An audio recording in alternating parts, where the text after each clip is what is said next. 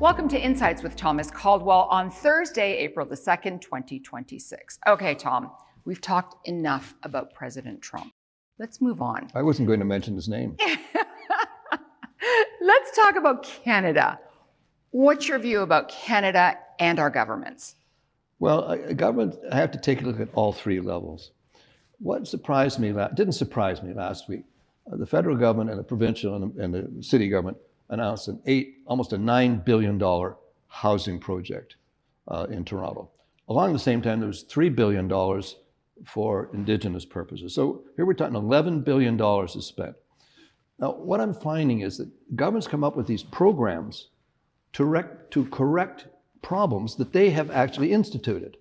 You know, $8 billion, why don't you cut taxes by that amount? For example, roughly 30% of the price of a house goes to taxes, and more than that when you're talking about regulatory delays, getting approvals to do things. Governments are the problem, and we've got to get away from this old type of government in Canada. We've got to be more efficient, and we've got to encourage the contributors, the people who are working hard, people who are trying to create businesses.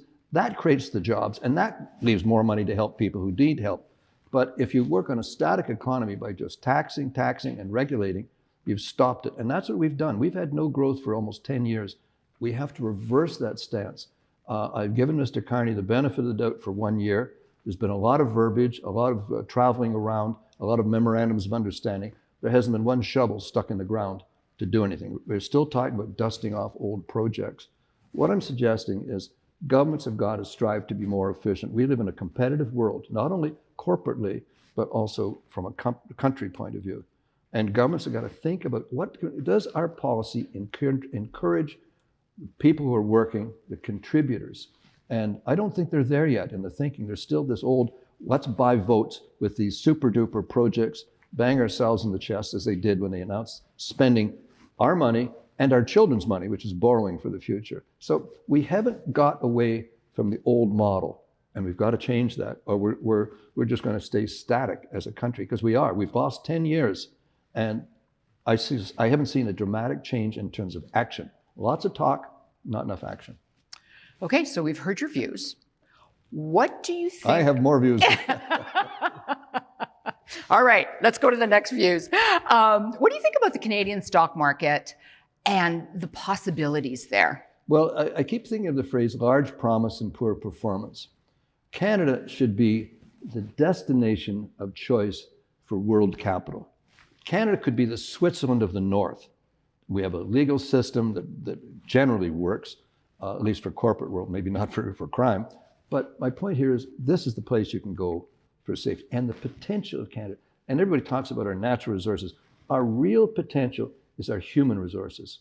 We have people with good attitudes, great educations, who want to do something. And if we don't have the capital available for them because this new generation is quite entrepreneurial. I see that with the university interns that we have in. And if they can't raise the money to try their ideas, to try out new things, they're going to the States. That's going to be our biggest export. And remember, the big companies aren't the innovators. IBM missed the cell phone, the PC, everything else. They missed the whole, that's IBM. Bell Canada has been, for want of a better phrase, a loser company for many, many years in this country. They weren't the innovators and stuff here. It comes from the entrepreneur. So part of the contributors, the most critical contributor group is the entrepreneurs. We do nothing to encourage that. If anything, we do everything we can to discourage it, from securities regulation right down to just regulations to do anything in this country. But I think the potential of Canada is astronomical. Now, politicians are never going to get it 100% right, but anything we do has to be an improvement over the last 10 years that we've had in this country. So if we get it even halfway right, the Canadian environment can be an incredibly positive place to be.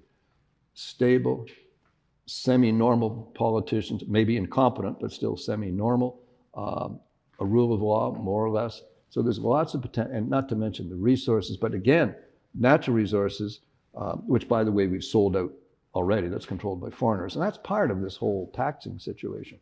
So we got to do something simple. Cut taxes, simplify regulations. Do those two things, and I think the Canadian market will be on wheels.